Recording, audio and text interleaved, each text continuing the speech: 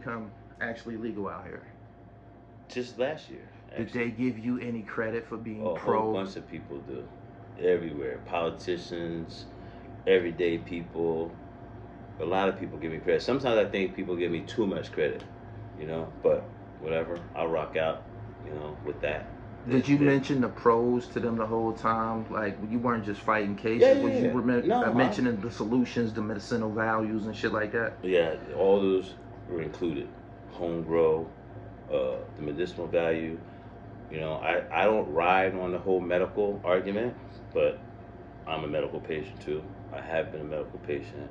I mentioned a few minutes ago that I had bone cancer. I went through a couple years, twice, 2 times I've had it, and both times I beat it. Both times I attribute me beating it to the weed I smoke. And there's a whole nother side of this. I've been smoking weed basically every day since I got out of the Army in 1990. In 1998, after I caught that weed case, my knee started hurting. And I don't know, I just thought it was an old football injury or Army injury or whatever, but my knee was hurting, but I never got it checked. When I did go to prison in 2000, really fast, like talking within 2 months, I had a big ass tumor grew on my knee. And you know, it took 8 months in the prison system to get it cut out, but it grew. Remember that. In 2012, I got locked up on some bullshit too. Again, a weed charge. Really, I was fighting a judge. It was over a whole judge fight, right? And he locked me up. But when he had me locked up for those couple months, bam, I get another fucking tumor started growing.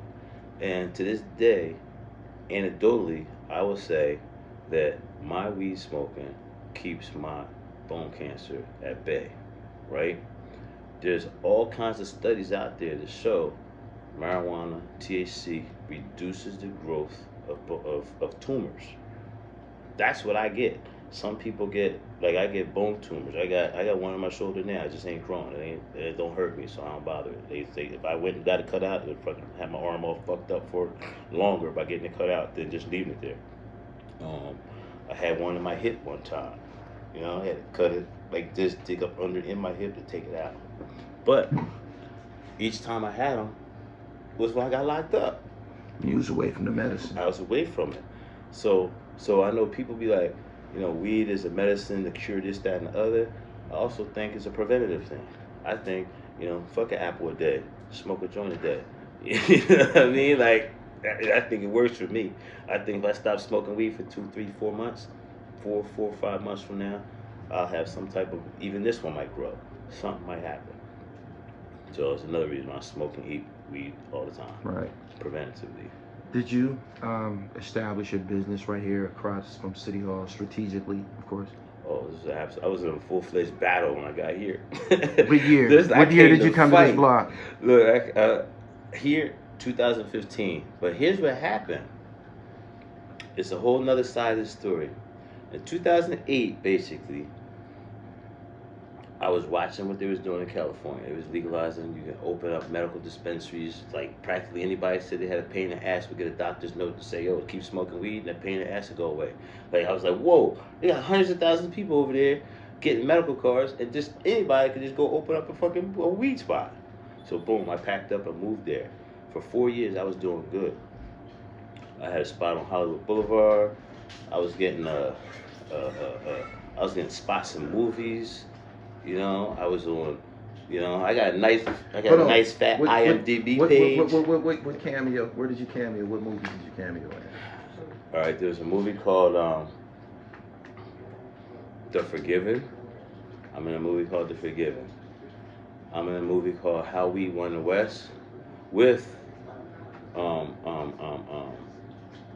Freeway, the real Freeway, Ricky Ross.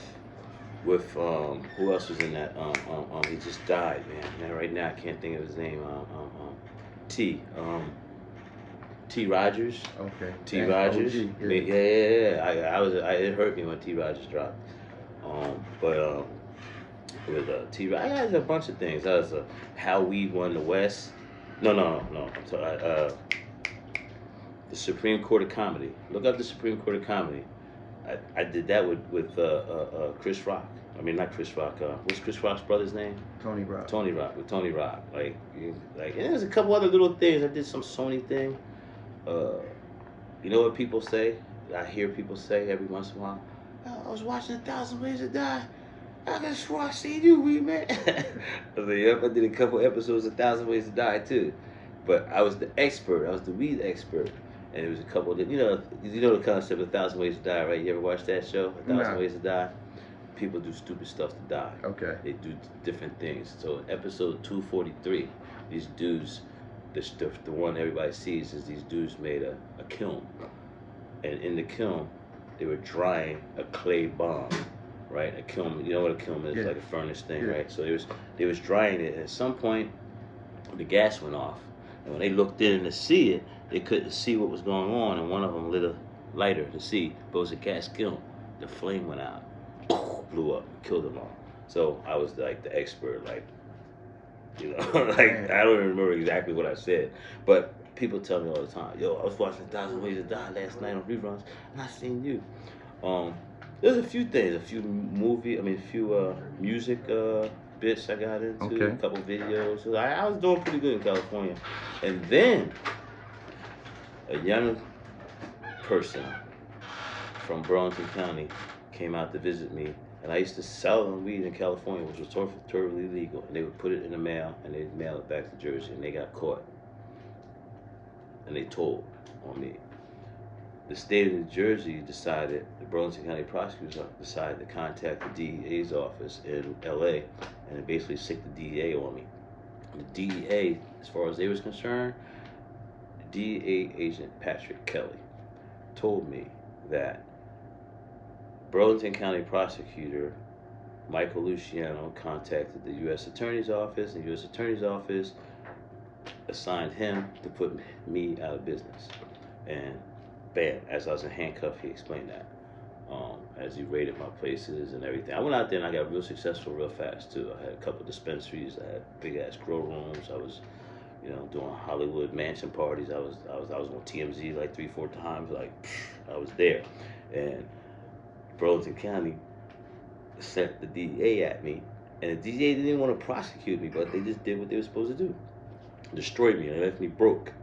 And at the same time, that was when I had a little bout of my cancer shit too. So, boom, I came home from California, broke, because of New Jersey, suffering this other shit. Judge locked me up during the middle of my shit, so I was mad. And I wanted to go to war with somebody.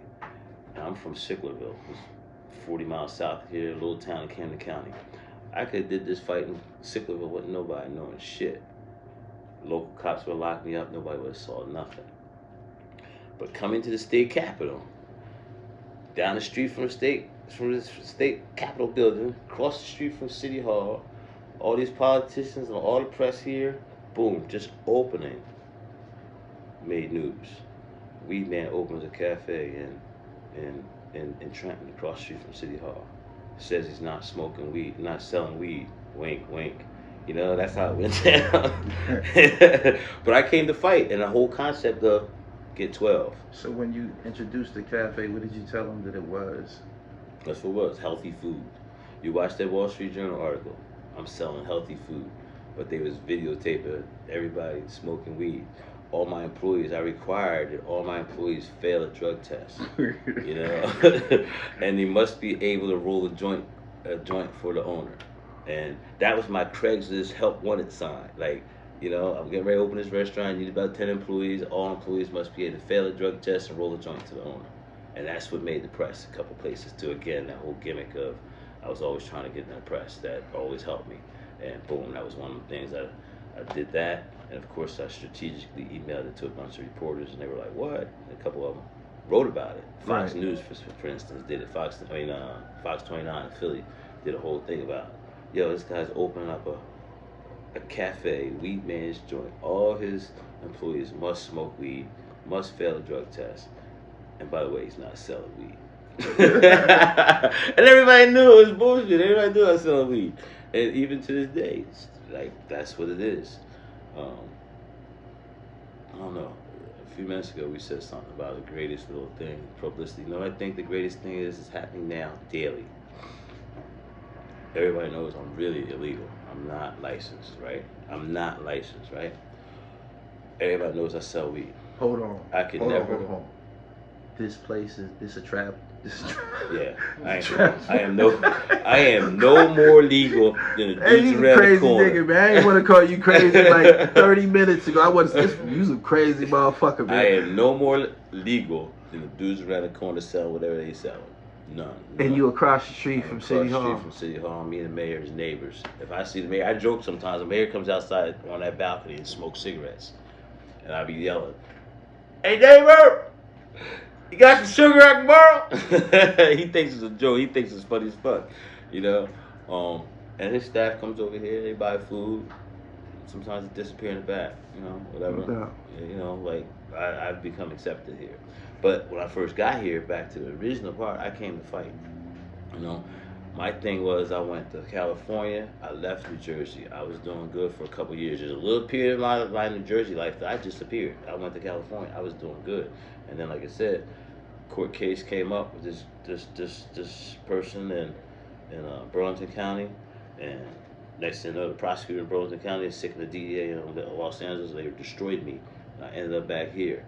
But I ended up back here mad, more like General MacArthur. I told him, like General MacArthur got his ass whooped in the Philippines, but he said he'd be back. Do you feel That's what I said. I'll be back. Do you feel they more so tolerate you because you're a factor in local commerce, essentially? Right. You're a tourist attraction. People come to the city to. Yeah. I think there's 29 employees work here. I think 30 of them in Florida. I know I was recently counting. I was like, I'm up to 54 employees right now. You know, everybody gets good pay too. Nobody gets Amazon pay. Nobody gets $15 an hour here. You know, everybody gets more than that. But now I think the world caught up to me. That's what it seemed like. People understand that I was right all the time. They understand that I went through it. I took my blows from the state. I gave out my blows. And now the world came to me. You know what I compare it to? I say the government waged a war on drugs. They included marijuana in it. They horribly lost the war on drugs, especially marijuana. And in all wars, the victor is supposed to divvy up the spoils of war, not the loser. In this case, the losers, the politicians, they lost. Whether it be a Democrat or Republican or whoever, they lost. You know, guys like me who were selling weed and openly defying shit and we had war waged on us, and we won. The black market won, right? So again, when I watch these politicians writing laws and divvying up the proceeds and creating this new cannabis industry and all that, they're creating it on top of us. They're creating it when we won. We should be dividing up everything. So I refuse to capitulate to any of that. I want Define get 12. Define that. Capitulate meaning quit, surrender. Ask them for permission to do Pronounce this it again. Capitulate. Capitulate. Yeah. Like I just refuse to capitulate to that. Like nope. Nah. Or you can say like sometimes I use Rosa Parks as like an emulation is always the greatest form of flattery. So me to emulate a black woman from the 50s is saying a lot. But Rosa Parks refused to get off of that bus, and we all know the story. She refused to capitulate. She refused to capitulate. Nope. So, but using Rosa Parks refused to get off the bus. She refused to get to the back of the bus. Now, with this whole new cannabis business, I'm not getting off of this cannabis. I'm not getting to the back, waiting. I'm not getting off. I'm right here riding, and I'm going to keep on riding. So that's why I said as all this legalization is happening around me, I was already selling weed. I'm not capitulating to all that. I won. People like me won. You did. If you want to arrest me, go ahead. Let's see what the jury of my peers say. I don't think that I can get convicted. Hashtag NJ can't get 12. If your audience does that, just put it in, look it up, follow the stories back. I've been saying it for years. Hashtag NJ can't get 12, meaning the state of New Jersey can't get 12 people to convict me. If they could, they would have done it. I'd be in prison. No doubt. Because I'm not capitulating. No doubt. Capitulate. That's the word of the day. Tell me about the situation in Miami. How did that develop? Which I think was a great business move. I don't know. Let me see. Let me throw some hip hop into it. Please do. What Lil Wayne say? What did Lil Wayne? He said the OGs don't retire. They get fat and move to Miami. Look, Kiss said that. There's a couple of them. Kiss, right. Yeah, a couple of them used it at different points. Okay. But I was thinking Lil Wayne started, but I might be wrong. But yo, I'm 57 years old. I'll be 58. I ain't rocking out like I used to. 25. I ain't doing certain things. I only want to do certain things. Am I retiring? I'm getting there. At my age, my cousins and stuff that live the straight life, this is what they're doing too. They're figuring out how to go on to that next phase of life, that retirement, that age where they're not as productive anymore and they're more chilling. Mm-hmm. I feel the same way.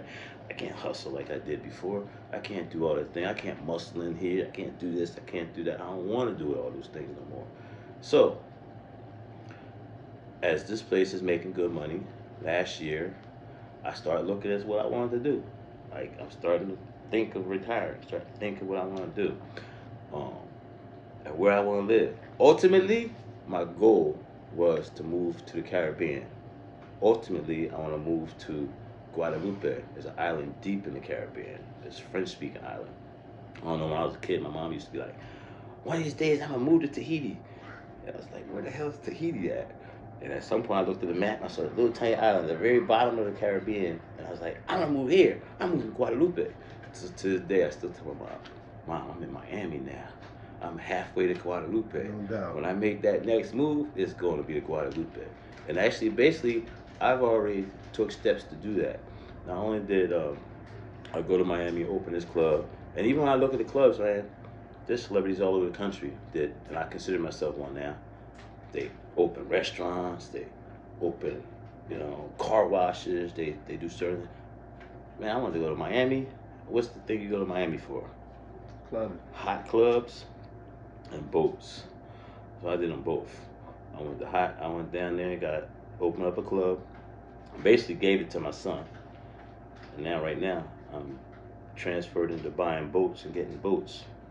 I just got a 100-foot yacht. That 100-foot yacht, the goal is to push it to Guadeloupe. So I'm working out my retirement. Boom. Nope. I ain't get 20, 30 years in prison. Nope. I'm gonna end up sitting on an island. They're gonna be like, yo, whatever happened to fuck Weedman? His ass got fat, moved to Miami, got a boat, and went to Guadeloupe. That's gonna be the end of my story. I hope. I mean, any day now the feds could walk in the door and snatch me up. And I think that'd be the only way. The feds could probably do it. I don't think the state could do it. I don't think I'd do this in the state. Tell me about your online presence for people who listening and watching you on Gully TV right now. You got a website? Man, right now I'm going through this crazy hacking shit. I have njweedman.com, it's a website that I've had since 1997. But if you Google it right now today, it's down. It keeps getting attacked. I don't know if it's government people. I don't know who. I even moved the whole server to Canada, and it worked for a while, and now it's not working no more. And nobody seems to understand why it's not. Luckily, I'd be having backups of the whole thing, so I could reproduce it and load it up somewhere else at another time. Yeah. Even my Instagram. You look at my Instagram. There's like 400 fake Weedmans. And they're using my image, not like just calling themselves Weedman. No, they're using my image, my face, my this, that, and the other. So if you go, it's unbelievable. Yeah, that's crazy. Even this place right here, NJ Weedman's Joint. NJ Weedman's Joint has its own website. But now you look, there's ones with a dot, there's ones with an I, there's one with a number behind it, and they got just as many followers as the real me, but they use all theirs to rip people off, to just scam pages, and they use my face to scam people. But njweedman.com is my website. NJ Weedman, that's it. No numbers, no dots, no nothing. Is my Instagram. Same thing with NJ Weedman's Joint. NJ Weedman's with an S. Joint is this place right here. The Joint in Trenton.